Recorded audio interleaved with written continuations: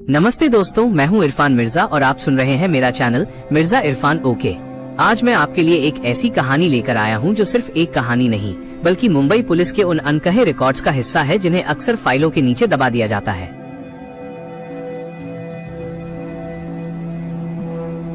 मुंबई की आरे milk colony, जहां की खूबसूरती दिन में जितनी लुभावनी है, रात का सन्नाटा उतना ही जानलेवा। ये घटना है हेड कांस्टेबल विनायक और उनके ड्राइवर सतीश की, जिन्होंने एक ऐसी रात का सामना किया जिसने पुलिस की वर्दी और ड्यूटी के मायने ही बदल दिए।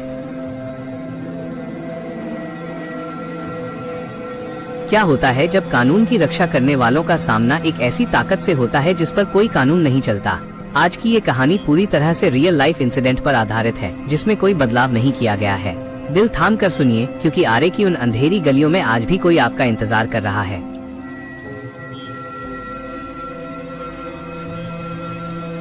ये एक खौफनाक हकीकत है जो मुंबई पुलिस के रिकॉर्ड्स में आज भी एक अनसुलझे रहस्य की तरह दर्ज है। मुंबई की आरे मिल्क कॉलोनी, जिसे शहर का फेफड़ा कहा जाता है, रात के वक्त किसी डरावने जंगल से कम नहीं लगती।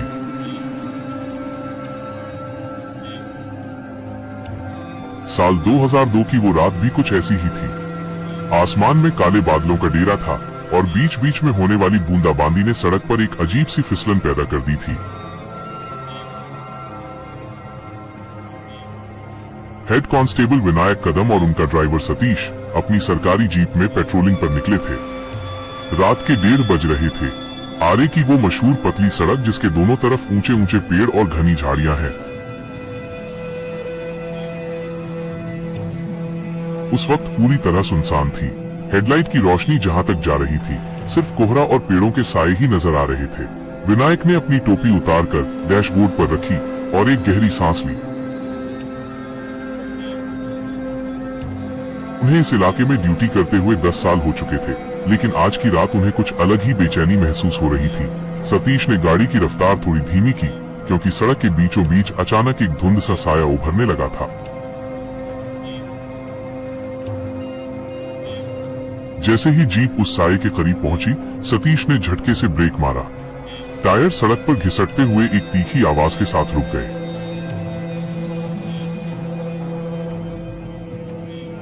सामने सड़क के बिल्कुल बीचों बीच एक औरत खड़ी थी। उसने सफेद रंग की साड़ी पहनी थी, जो बारिश के पानी से पूरी तरह भीग चुकी थी। वो औरत सड़क की तरफ पीठ करके खड़ी थी और उसके लंबे काले बाल उसकी कमर तक फैले हुए थे। सतीश ने घबराहट में विनायक की तरफ देखा। साहब, इतनी रात को यहाँ इस हाल में कौन हो सकता है? विनायक ने भी अपनी नजरें उस औरत पर टिका दी थी।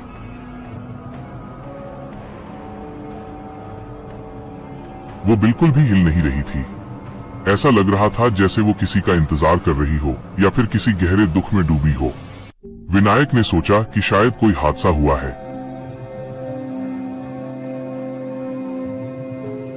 या फिर ये औरत किसी मुसीबत में है। उसने गाड़ी का दरवाजा खोला और नीचे उतरा। ठंडी हवा के झोंके ने उसका स्वागत किया, लेकिन उस हवा में एक अजीब सी गंध थी, जैसे पुराना सड़ा हुआ मांस।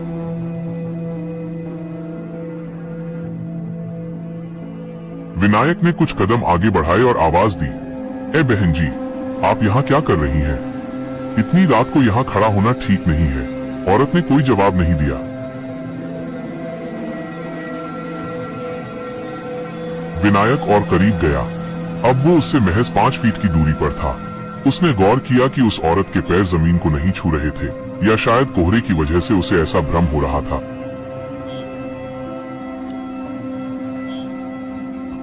उसने फिर से पूछा, क्या आप रास्ता भटक गई हैं? हम पुलिस से हैं, घबराइए मत। तभी उस औरत के कंधे धीरे धीरे हिलने लगे। वो रो रही थी, लेकिन उसके रोने की आवाज इंसानी नहीं थी। वो ऐसी आवाज थी जैसे कोई पुरानी लकड़ी चरमरा रही हो। विनायक का हाथ अपने आप उसकी सर्विस रिवॉल्वर की तरफ गया। उसके शरीर का हर रोम रोम उसे पीछे हटने की चेतावनी दे रहा था। लेकिन एक पुलिस अफसर होने के नाते वो कदम पीछे नहीं खींच सकता था। जैसे ही विनायक ने उसके कंधे पर हाथ रखने की कोशिश की, वो औरत बिजली की फुर्ती से मुड़ी। विनायक के गले से एक चीख निकलते निकलते रह गई।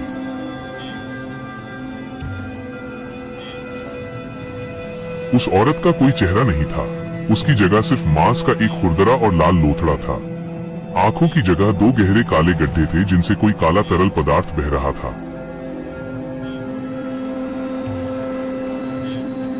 उसका जबड़ा असामान्य रूप से नीचे की ओर लटका हुआ था और उसमें से पीले नुकीले दांत बाहर झांक रहे थे। इससे पहले कि विनायक कुछ समझ पाता, उस आकृति ने एक कान फोड़ देने वाली चीख मारी।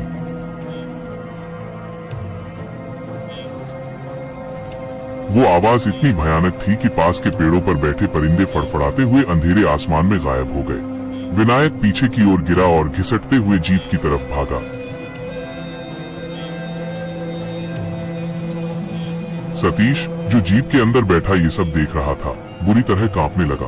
उसने जल्दी से चाबी घुमाई, लेकिन इंजन ने सिर्फ एक घरघराहट की आवाज की और बंद हो गया।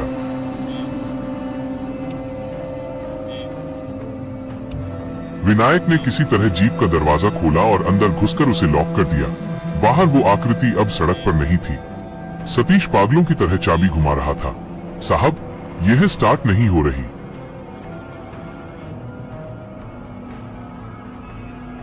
ये क्या बला थी? विनायक की सांसें तेज चल रही थीं और उसका माथा पसीने से तरबतर था। उसने बाहर की तरफ टॉर्च की रोशनी मारी, लेकिन वो औरत कहीं नजर नहीं आ रही थी। अचानक जीप की छत पर एक जोरदार धमक हुई। ऐसा लगा जैसे कोई बहुत भारी चीज ऊपर से कूदी हो। जीप की लोहे की छत अंदर की तरफ थोड़ी मुड़ गई। विनायक और सतीश ने एक दूसरे की तरफ खौफ से देखा।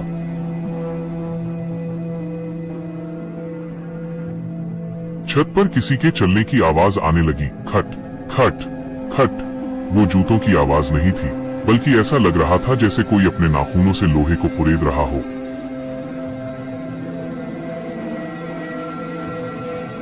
विनायक ने हिम्मत जुटाकर खिड़की का शीशा थोड़ा नीचे किया और ऊपर की तरफ देखा। विंडशील्ड के ऊपरी हिस्से से 2 लंबी पीली और सड़ी हुई उंगलियां नीचे की तरफ लटक रही थी।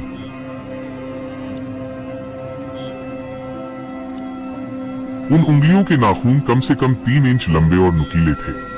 वो आकृति धीरे धीरे छत से नीचे की तरफ सरक रही थी। देखते ही देखते उस बिना चेहरे वाली औरत का सिर विंडशील्ड के सामने आ गया। वो कांच पर चिपक गई और अपनी उन काली आंखों के गड्ढों से अंदर देखने लगी। उसके मुंह से निकल रही भाप कांच पर जमने लगी थी। सतीश की तो जैसे आवाज ही निकलना बंद हो गई थी। वो बस स्टीयरिंग को कसकर पकड़े हुए था। उस आकृति ने अपना हाथ उठाया और विंडशील्ड पर जोर जोर से खरोंचने लगी। कांच पर चूं चूं की वो आवाज किसी के भी दिमाग की नसें फाड़ने के लिए काफी थी। लोहे के बोनट पर उसके पैरों के निशान पड़ रहे थे, जिससे धातु के मुड़ने की आवाज साफ सुनाई दे रही थी। विनायक ने अपनी रिवॉल्वर निकाली और खिड़की के छोटे से गैप से बाहर की तरफ निशाना साधा। उसका हाथ कांप रहा था, लेकिन उसने ट्रिगर दबा दिया।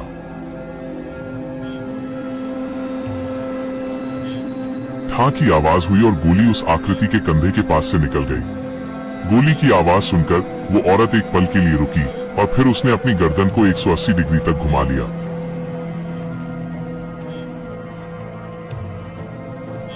उसकी हड्डियों के चटकने की आवाज जीप के अंदर साफ सुनाई दी। उसने एक और भयानक चीख मारी और अपनी उंगलियों से विंडशील्ड के रबर को उखाड़ने लगी।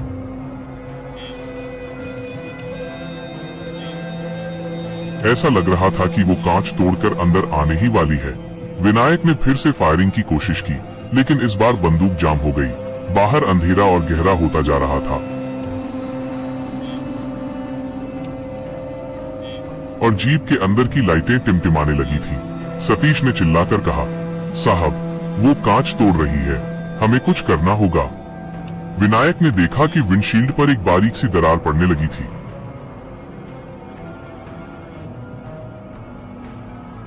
वह आकृति अब अपनी पूरी ताकत से कांच पर प्रहार कर रही थी। हर प्रहार के साथ वो दरार बड़ी होती जा रही थी। अचानक जीप के पिछले हिस्से से भी वैसी ही खरोंचने की आवाजें आने लगी।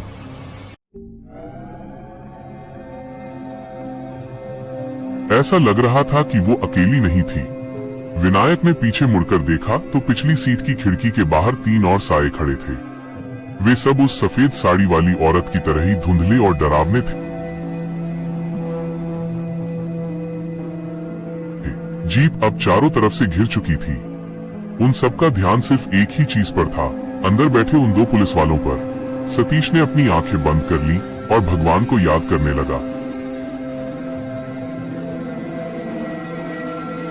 तभी जीप के टायर अपने आप घूमने लगे, हालांकि इंजन अब भी बंद था।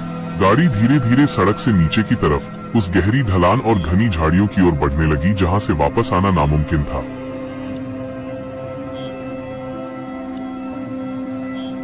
विनायक ने स्टीयरिंग पकड़ने की कोशिश की, लेकिन वह जाम हो चुका था।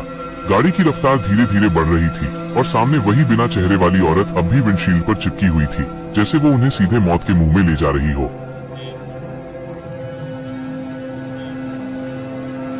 तभी वायरलेस सेट पर अचानक कुछ शोर सुनाई दिया। पहले तो सिर्फ स्टैटिक आवाज थी, लेकिन फिर एक भारी और दबी हुई आवाज गूंजने लगी। वो आवाज किसी कंट्रोल रूम की नहीं थी, बल्कि ऐसा लग रहा था जैसे कोई बहुत दूर से चिल्ला रहा हो।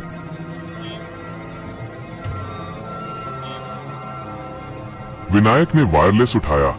हेलो, हेलो, कोई सुन रहा है? हमें मदद चाहिए, आर्य कॉलोनी, सेक्टर 4। लेकिन दूसरी तरफ से जो जवाब आया उसने विनायक के खून को जमा दिया।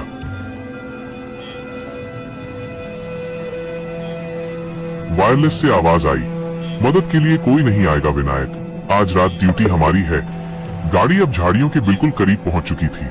टहनियां कांच से टकराकर अजीब आवाजें कर रही थीं।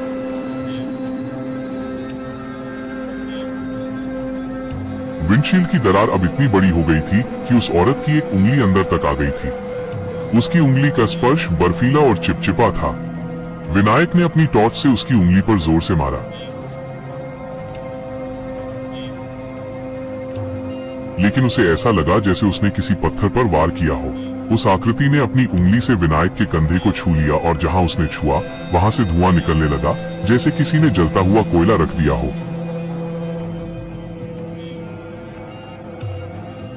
विनायक दर्द से तड़प उठा। सतीश ने अचानक देखा कि सामने की झाड़ियों के पीछे से एक तेज रोशनी उनकी तरफ आ रही थी। उसे लगा कि शायद कोई दूसरी पेट्रोलिंग गाड़ी है, लेकिन वो रोशनी सफेद नहीं बल्कि गहरे लाल रंग की थी।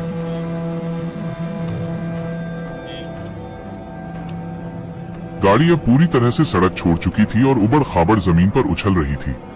वो बिना चेहरे वाली औरत अब विंडशील्ड से हटकर जीप के दरवाजे को खोलने की कोशिश कर रही थी।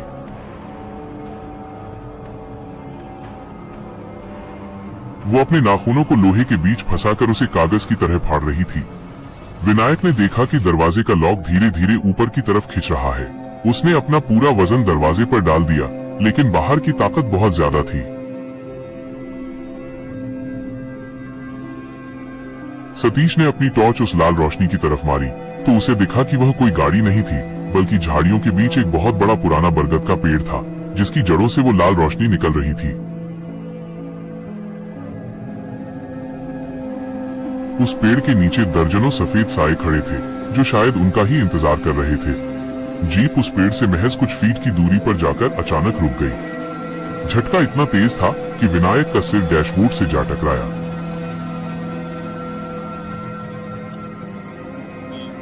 जब उसने अपनी आंखें खोली तो सन्नाटा छाया हुआ था। न तो वो औरत दिख रही थी और न ही वो लाल रोशनी। सतीश बगल वाली सीट पर बेहोश पड़ा था। विनायक ने राहत की सांस लेने की कोशिश की, लेकिन तभी उसने महसूस किया कि जीप के अंदर का तापमान जमा देने वाली हद तक गिर गया है। उसने अपनी गर्दन धीरे से पीछे घुमाई। पिछली सीट पर वो बिना चेहरे वाली औरत अब शांति से बैठी थी।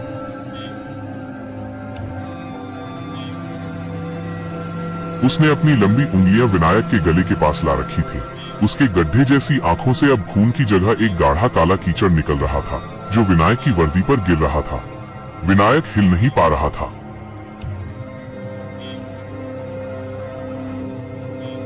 उसे महसूस हुआ कि उसकी अपनी परछाई उससे अलग होकर फर्श पर रेंगने लगी है। उस औरत ने अपना मुंह विनायक के कान के पास लाया और एक ऐसी भाषा में कुछ फुसफुसाया जो उसने पहले कभी नहीं सुनी थी।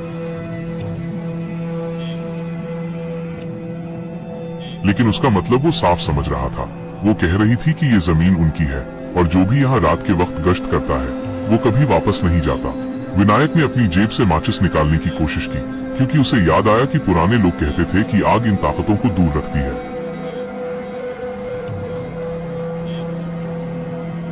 लेकिन उसके हाथ सुन्न हो चुके थे। तभी बाहर से किसी के चलने की भारी आवाज आई। विनायक ने अपनी सांसें रोक ली थी। बाहर से आने वाली जूतों की वो भारी आवाज धप धप धप धीरे धीरे जीप के और करीब आ रही थी। उसे लगा कि शायद कोई दूसरा पुलिस वाला या कोई गश्ती दल वहां पहुंच गया है, लेकिन तभी उसे याद आया कि आरे की इस गहराई में इस वक्त किसी का होना नामुमकिन था।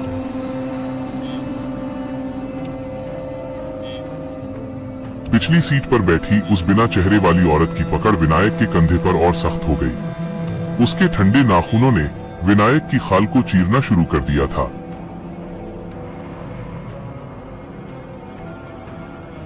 दर्द इतना भयानक था कि विनायक के मुंह से चीख भी नहीं निकल पा रही थी। तभी जीप के बाहर वाली आवाज अचानक रुक गई। ठीक ड्राइवर साइड की खिड़की के पास कोई खड़ा था।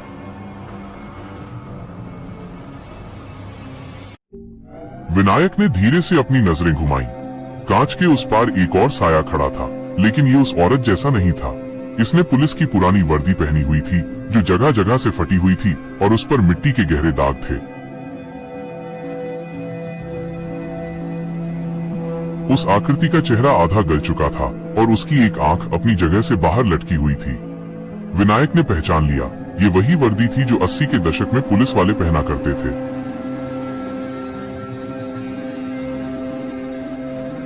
उस साये ने अपनी सूखी उंगलियों से खिड़की के कांच पर दस्तक दी। उसके हाथ में एक पुराना जंग लगा हुआ पीतल का टॉर्च था। उसने अपनी फटी हुई आवाज में कहा,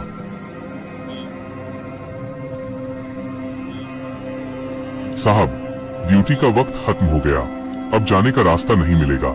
विनायक को समझ आ गया कि ये कोई रूह है जो शायद सालों पहले यही ड्यूटी के दौरान मारी गई थी।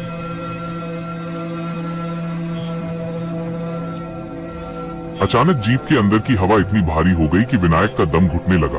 पिछली सीट पर बैठी औरत ने अपना सिर पीछे की तरफ झुकाया और एक ऐसी आवाज निकाली जैसे बहुत सारी हड्डियां एक साथ टूट रही हों।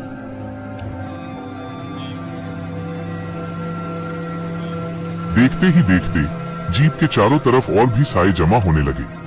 वे सब पुलिस की पुरानी वर्दियों में थे। किसी का हाथ गायब था तो किसी का पूरा धड़ कटा हुआ था।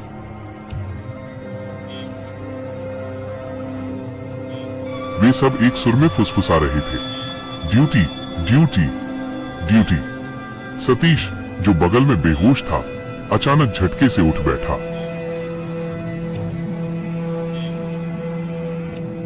लेकिन उसकी आंखें पूरी तरह सफेद हो चुकी थीं। उसने विनायक की तरफ देखा और एक अजनबी आवाज में बोला, विनायक, इन्होंने हमें बुला लिया है, अब हम भी इन्हीं का हिस्सा हैं।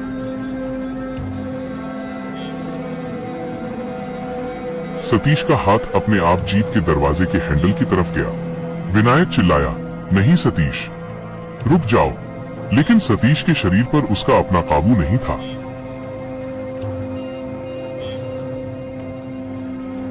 उसने दरवाजा खोल दिया। जैसे ही दरवाजा खुला, बाहर की बर्फीली हवा के साथ वो पुराना सिपाही वाला साया अंदर की ओर लपका। विनायक ने अपनी जेब से वो माचिस की डिब्बी निकाली जिसे वो ढूंढ रहा था।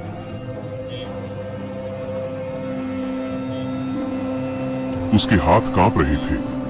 उसने एक तीली निकाली और उसे रगड़ने की कोशिश की। पहली तीली टूट गई, दूसरी तीली सीलन की वजह से नहीं जली। बाहर खड़े साए अब जीप के अंदर हाथ डाल रहे थे। विनायक को महसूस हुआ कि दर्जनों ठंडे हाथ उसके पैरों और कमर को पकड़कर बाहर की तरफ खींच रहे हैं। उसने अपनी पूरी ताकत लगाकर आखिरी तीली रगड़ी। एक छोटी सी लौ जली।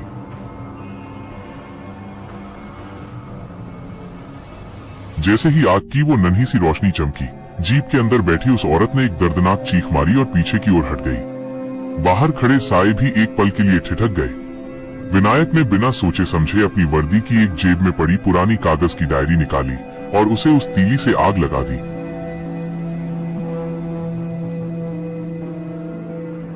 आग की लपटें जैसे ही बड़ी हुई, जीप के अंदर का वो काला धुआं छंटने लगा। विनायक ने सतीश को जोर से धक्का दिया और खुद भी जीप से बाहर कूद गया। बाहर अंधेरा इतना घना था कि आग की उस रोशनी के अलावा कुछ नहीं दिख रहा था।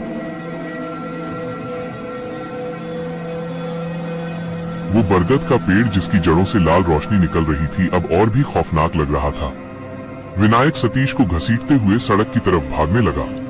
उसे अपने पीछे उन सायों के दौड़ने की आवाज आ रही थी।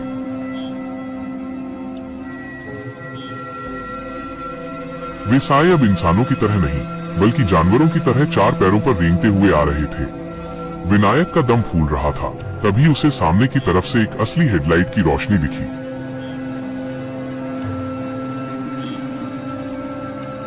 उसे लगा कि शायद ये उसका भ्रम है, लेकिन वो रोशनी लगातार करीब आ रही थी। वो एक असली पुलिस पेट्रोलिंग वैन थी। विनायक ने अपनी जलती हुई डायरी को हवा में लहराया और चिल्लाने की कोशिश की। सामने से आ रही गाड़ी ने जोर से ब्रेक मारे। उसमें से 3 पुलिस वाले नीचे उतरे। विनायक और सतीश को इस हाल में देखकर वे हैरान रह गए। कदम साहब, आप यहाँ इस हालत में? आपकी गाड़ी कहाँ है?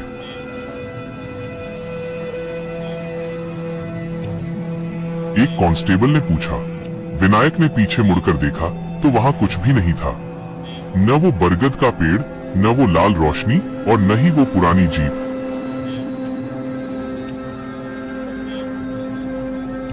वहां सिर्फ झाड़ियां थीं और दूर दूर तक फैला सन्नाटा। विनायक के हाथ पर अब भी वो जलने का निशान था जहां उस औरत ने उसे छुआ था। उसकी वर्दी पर वो काला कीचड़ अब भी लगा हुआ था, जिसकी गंध इतनी तेज थी कि साथ आए पुलिस वालों को उल्टी होने लगी।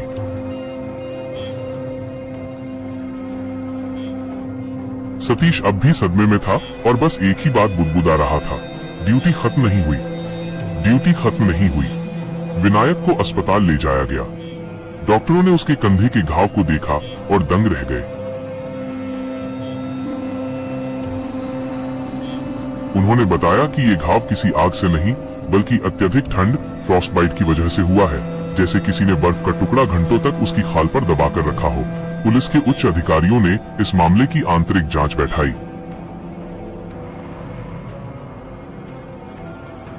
जब विनायक की उस पुरानी जीप की तलाश की गई तो वो झाड़ियों के बीच काफी अंदर मिली। हैरानी की बात यह थी कि जीप का टायर एक भी इंच नहीं घूमा था, फिर भी वो सड़क से 200 मीटर अंदर कैसे पहुंची, इसका कोई जवाब नहीं था। जीप की छत और बोनेट पर उंगलियों के वो गहरे निशान अब भी मौजूद थे। जांच के दौरान एक और चौंकाने वाली बात सामने आई। जिस जगह विनायक के साथ ये सब हुआ था, वहां 1984 में एक पुलिस वैन का एक्सीडेंट हुआ था जिसमें 4 सिपाहियों की मौत हो गई थी।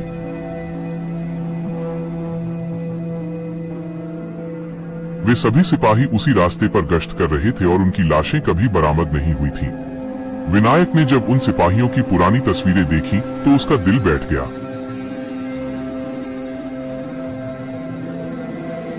वो पुराना सिपाही जिसने खिड़की खटखटाई थी, उन तस्वीरों में से एक था। विनायक ने उस दिन के बाद कभी रात की ड्यूटी नहीं ली। उसे अक्सर महसूस होता था कि उसकी परछाई अब भी उससे अलग होने की कोशिश करती है।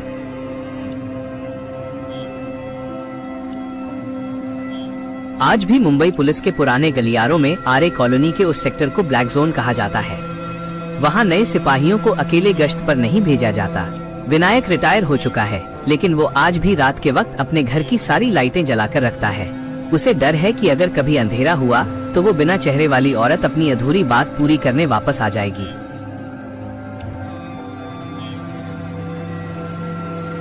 वो काला कीचड़ जो उसकी वर्दी पर गिरा था, लाख धोने के बाद भी उसके निशान नहीं गए। वो वर्दी आज भी विनायक के संदूक में बंद है और कभी कभी रात के सन्नाटे में उस संदूक के अंदर से खरोंचने की आवाजें आती हैं। सतीश कभी उस सदमे से बाहर नहीं आ पाया। उसने पुलिस की नौकरी छोड़ दी और एक आश्रम में रहने लगा। वो किसी से बात नहीं करता, बस सारा दिन जमीन पर उंगलियों से कुछ खुरचता रहता है। अगर कोई ध्यान से देखे तो वो जमीन पर वही शब्द लिखता है जो उस रात वायरलेस पर सुनाई दिए थे। आरे की उन झाड़ियों में आज भी वो बरगद का पेड़ मौजूद है, लेकिन दिन की रोशनी में वो एक साधारण पेड़ जैसा दिखता है।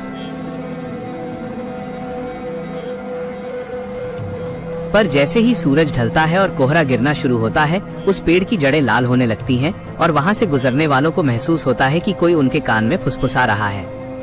विनायक को अक्सर सपने आते हैं जिनमें वो उसी जीप में बैठा होता है।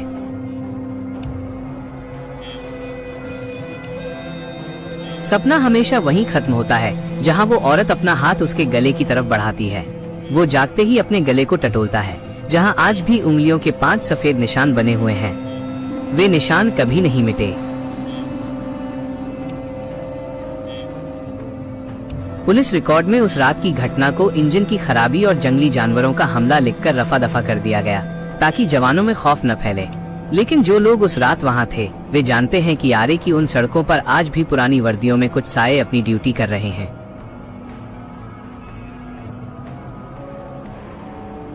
वहां के स्थानीय लोग कहते हैं कि जब बारिश होती है और कोहरा गहराता है, तो एक पुरानी जीप के टायर घिसटने की आवाज आज भी सुनाई देती है। कई लोगों ने दावा किया है कि उन्होंने सड़क के किनारे एक फटी हुई वर्दी में एक सिपाही को देखा है, जो हाथ देकर गाड़ी रुकवाता है।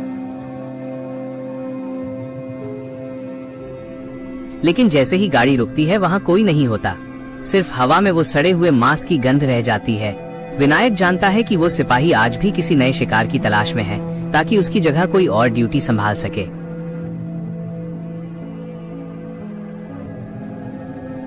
अंधेरा होने पर आरे कॉलोनी का वो रास्ता अब भी वैसा ही डरावना है।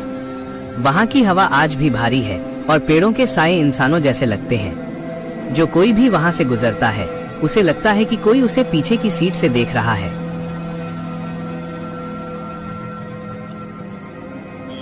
विनायक की कहानी सिर्फ एक गवाह है उस सच की, जिसे दुनिया मानने से इनकार करती है। पुलिस की फाइलों में दबे वो पन्ने आज भी उन लोगों को डराते हैं जो उनके बारे में जानते हैं। वो बिना चेहरे वाली औरत आज भी वहां है, विंडशील्ड पर खरोंचे मारने के लिए तैयार।